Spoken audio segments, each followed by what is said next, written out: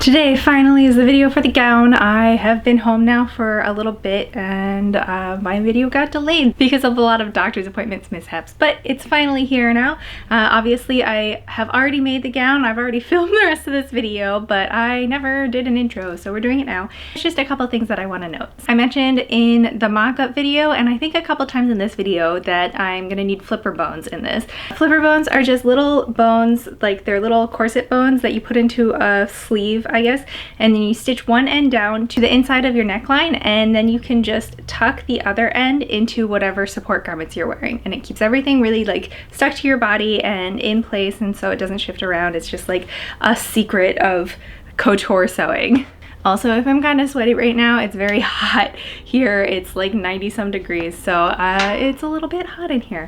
But because I ended up making a gown where my shift didn't fit underneath the gown, I ended up not wearing the shift, so I didn't have to hide anything. With just the stays under the gown, nothing was showing. So I didn't have to use flipper bones to tuck into all of the sides of the neckline. So I ended up not putting in flipper bones, which is actually good because it saved me a little bit of time because I was really on a time crunch making this. But if you want to see an example of when I did use flipper bones, my really old Foundations Revealed contest entry from about a year and a half ago did use flipper bones. I am hoping to make some more costumes in the future where I can show you guys how flipper bones are inserted and used, but I didn't end up needing them for this video. That's really my only note on this video. If you're watching it and then you're like, oh, what happened to the flipper bones? That's what happened to the flipper bones. Everything else I think I addressed in the outro and like throughout the video, so we're good there. And this is the last making video of my Bridgerton series. Unfortunately, Bridgerton kind of tanked this season, so I planned to make this outfit after I'd watched the first season last year, and I was like, oh, I'll coordinate it with the Bridgerton experience and the Bridgerton season 2, and then it kind of tanked. So these videos haven't been doing super well, so if you like my videos, it's a little bit early in the video to be asking you guys this, but please give it a thumbs up if you like it. It helps me out. But without further ado, let's get to the actual making of this costume. Oh, one more note, I will be doing a review of the Bridgerton experience. Just a little spoiler, it was okay. But I'll get into that in a future video. It's not going to be my next video because I have some other stuff to do first, but that will be coming in the future. So now we can get on with making the gown. Okay, this fit is 100% better than the previous fit, and I think everything is very cute. Yay!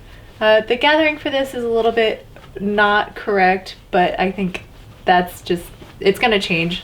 The bodice is mostly just basted together because it's gonna get the chiffon overlay, so this stuff will all come out, and I can make a note to push the gathering on the hem of the sleeve farther back rather than letting it sit so forward. So that's why it's causing these diagonal drag lines this way. Normally it will be more straight. Also, this neckline is still a little bit wide, but I'm gonna stick a piping on it, so with the cord in it, I'll be able to draw it all in so that it does sit snug against the bodice. I have a lot more space to move. It's still not the most comfortable in that I can't move my arms forward past here. So like I can't make my hands really reach together. But I think that's just kind of a failing of the time period rather than the dressmaking. Look at the back, that's obviously a whole lot better. There's still so much like puffiness here from the shift and everything underneath. Also, the zipper is garbage. It's not gonna be a zipper. I figured out what I wanna do, and I wanna do hooks and eyes. So that is going to end up being what's on the back rather than this, and it's also going to get a couple more layers of stuff, like it'll get an actual substantial lining and some chiffon over top. So it's not going to look as like sad and flimsy as this. The chemise like underneath is like causing a lot of like bulkiness. I don't know if I just need to like pull the shift down. Hold on, let me see if I can do that. Yeah, that looks better. It still looks not, I don't know, something looks weird and bubbly there. There's a lot of seam allowance back there for one. This is my shoulder blade, so that bumpiness is just shoulder blade. I don't know, it all just seems kind of uneven weirdly. There's also too much gathering towards the back here, so I think I want to concentrate all of the gathering up at the top rather than having it go to the back, because it's kind of ugly how it is at the back. I guess when I sit up or stand up straighter and like am not trying to hold this right in front of me, it kind of like relaxes and looks better. So I think maybe it's just that is the nature of these dresses, is that they like really want you to have super good posture and pull your shoulders back, because it seems like both the front and the back look better when I have that posture, whereas like with modern clothes you can kind of like slouch and sit normally, which I don't have the best posture personally, but when I stand with my shoulders more back, like it makes the front look better for one, and then God, it's hard to pull my hair out of the way in this, and then it also makes the back look better. Maybe the whole thing's too low on me. I don't know what about it, it just makes my back look very wide, which I'm not a huge fan of. I think it looks better higher up, so I'm thinking maybe also the straps are just too short or too long on me. Like I have pretty short shoulders, so I think maybe it would all fit better if it was higher up, and like it also makes it so that I can move a lot better actually. So I think maybe the big problem with my fitting before was that the shoulders were just too short. Can I pin this by myself? Yeah, I think that helps everything actually. Like it brings this up to a more, like it makes it so that it's falling down less, so that's good. It makes this height a little bit better, so it's right at the edge of this, and it makes it so that it's gaping less as well. So let me pin the other side too.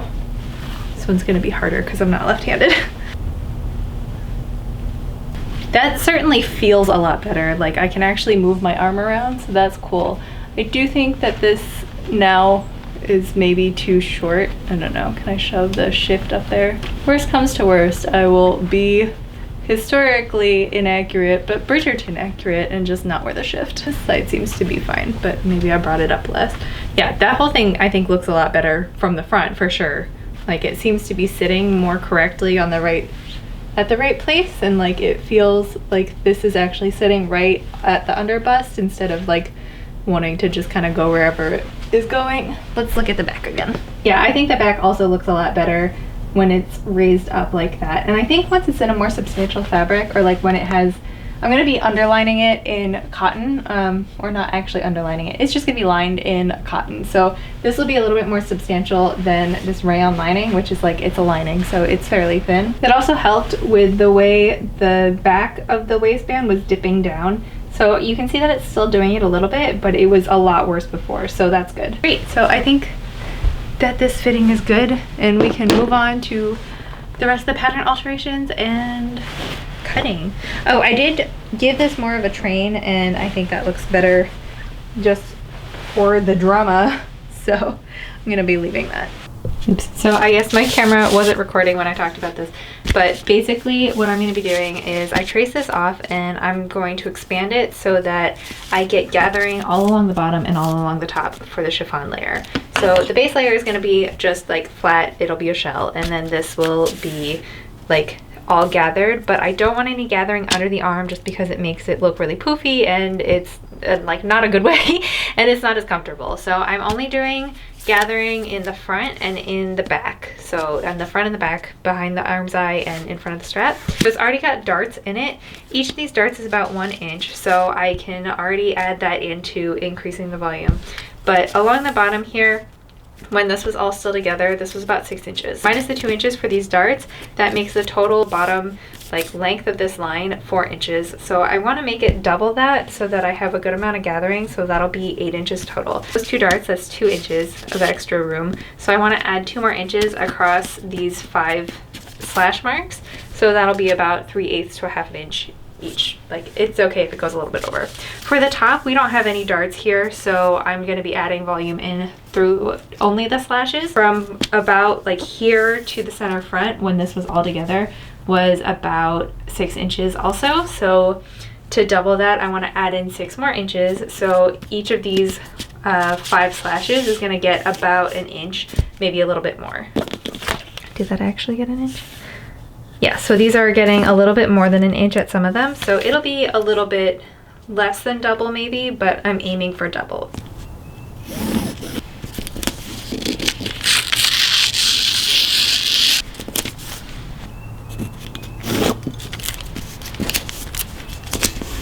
So then once I've gotten everything all slashed and spread, then I just need to connect these all so they make a smooth line. And I do want to give a little bit of extra volume on top, because when stuff gets gathered, it needs to kind of like bow out a little bit so it's not just super flat and like suction to the surface beneath it. So I'm gonna just give it maybe like 1/8 of an inch to 1/4 of an inch of extra space.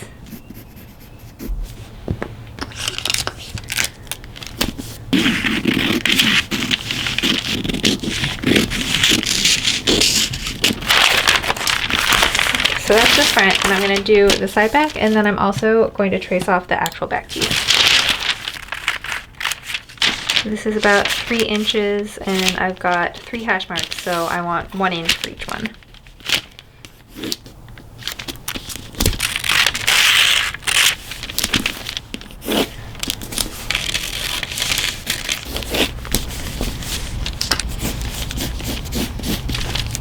I'll just like make a note here that says gather to 3 inches.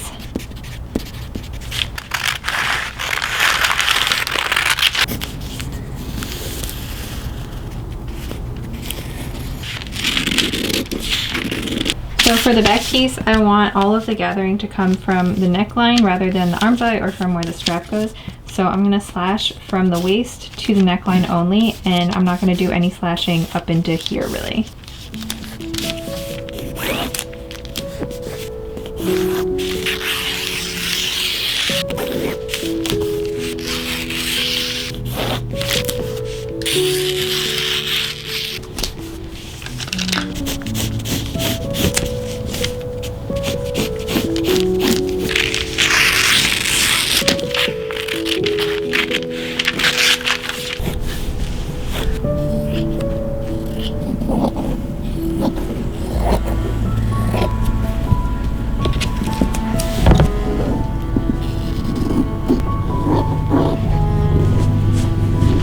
Hello.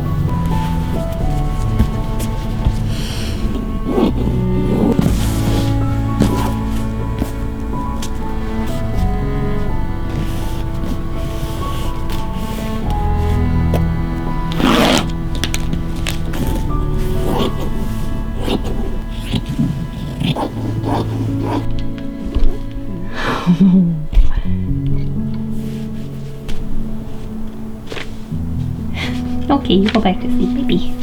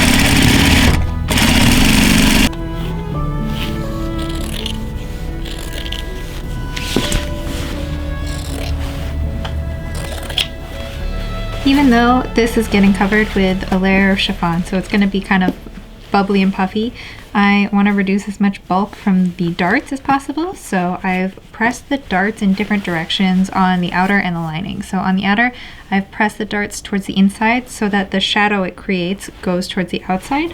Whereas on the lining, I've pressed them to the outside so that they lay in the opposite direction as the outer shell. So when they're laying flat against each other, the outer shell's darts will occupy like this space, whereas this will obviously lay where it is now. And that'll make it so that there aren't like a bunch of layers just stacked on top of each other where these darts are.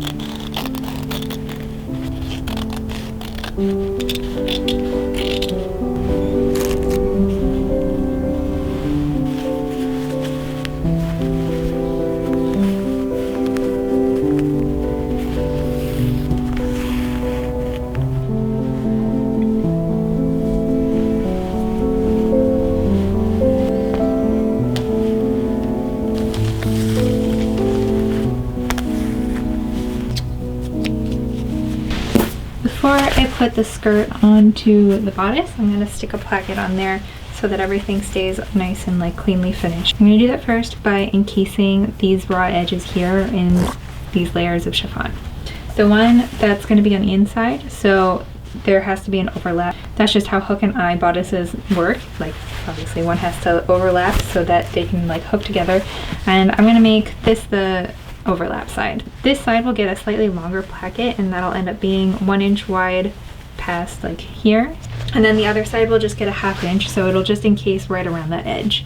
The other thing I wanted to note too was how I bound these seams. So after I set the sleeve in there, I had to do something with the arm's eye seam because I don't want to just leave it raw. So instead of like using this lining or anything, I just bound it. This is just a bias piece of this lighter purple fabric, and I just stitched it on at 3/8 of an inch and then trimmed everything down and graded the seam, and then flipped it around and hand stitched it just like with a slip stitch.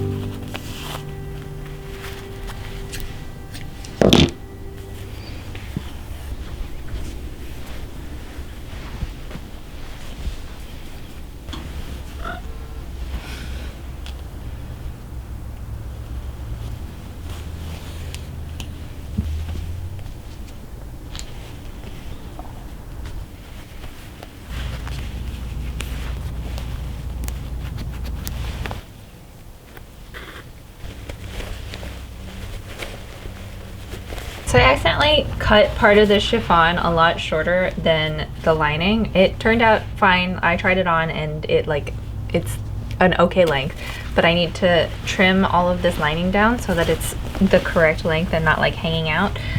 So that's what I'm gonna do now. This stuff all around the dress form is Frau. It's got a lot of paper pinned to it, so I didn't want to like really move it. So I just kind of let it all collapse, and then when I'm done with this dress, I'm just gonna lift it all back up and it'll be fine.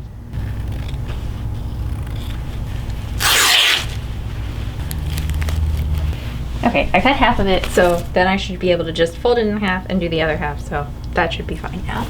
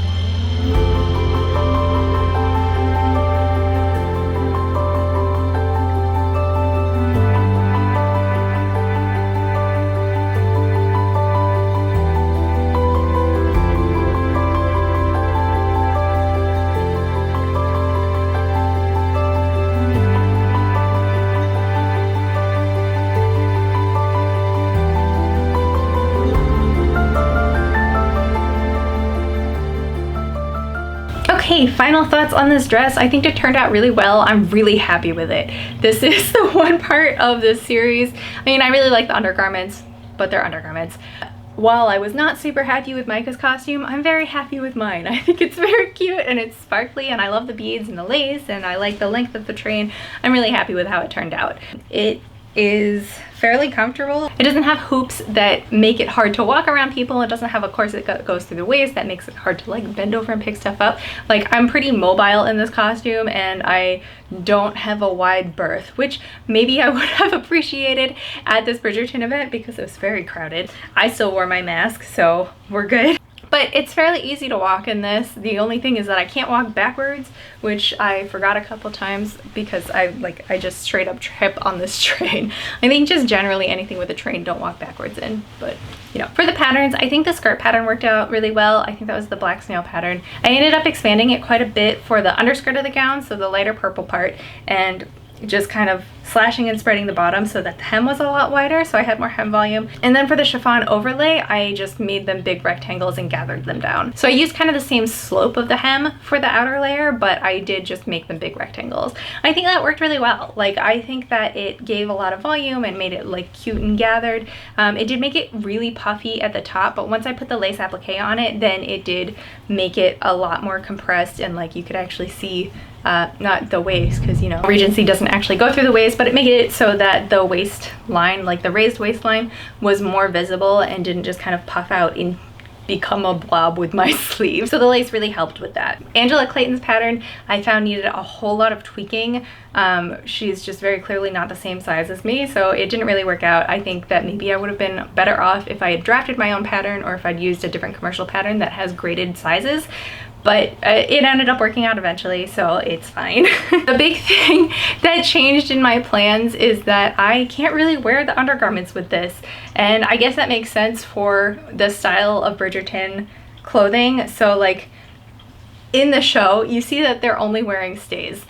Everyone got very up in arms about it and was like, that's not accurate. And you're right, it's not accurate. However, they wouldn't have been able to wear shifts. I guess they could have worn sleeveless shifts, but that still probably would have shown.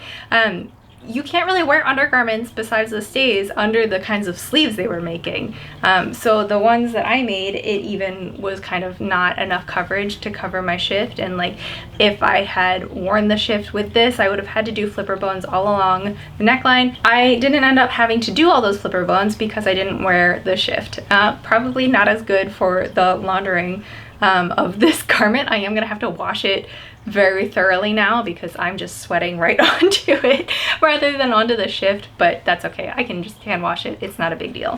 For the closure, I just did hooks and eyes in the back. That's historically accurate and also just a convenient way to do closures. It makes it so that it's very easy for someone to help me get dressed. I can't really get dressed by myself, but I do not anticipate wearing this costume alone, so I will probably always have somebody to help me get dressed, so I'm not too concerned about that. And that's pretty much it. I think in the future I do want to try making one of those Regency gowns that laces in the front and then has the piece that kind of goes over it. I think those are really interesting and just kind of fascinating, and I would just like to work that out as learning how to make that because I just think it's interesting. But generally, Regency I think is not really my time period. I like big skirts. I like dresses that can twirl. This is not a very good twirling dress. It's a good running into the distance dress because the train like flows out all like dramatically, but it doesn't spin very well. But that's pretty much all I've got. If you like this video, please give it a thumbs up. If you have any questions, comments, concerns, if you like how this dress turned out, or you have any suggestions for me, then let me know in the comments. I'm happy to hear from you. And if you want to see what I do in the future, do you want to come up and say hi? Yeah? Okay. Oh, hello.